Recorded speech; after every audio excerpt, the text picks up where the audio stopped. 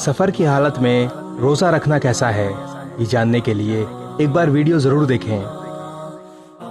अगर कोई शख्स सफ़र की हालत में है तो इसके लिए जायज़ है कि वो रोज़ा ना रखे, बाद में रोज़े की कज़ा कर ले, मगर कुछ शराइत दर्जे ज़ेर हैं।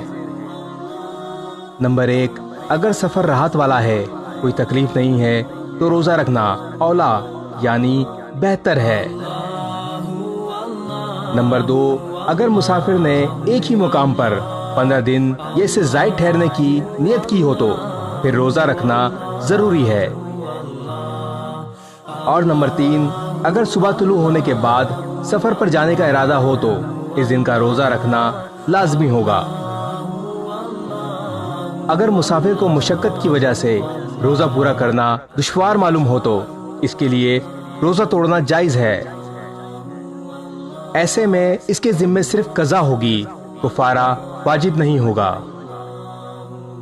अल्लाह तबारक ताला हमें रमज़ानुल मुबारक के तमाम रोज़े रखने की तौफ़ीक़ अता फरमाए, आमीन। इस वीडियो को शेयर ज़रूर करें, हो सकता है आपके एक शेयर से ये बात किसी के दिल में उतर जाए।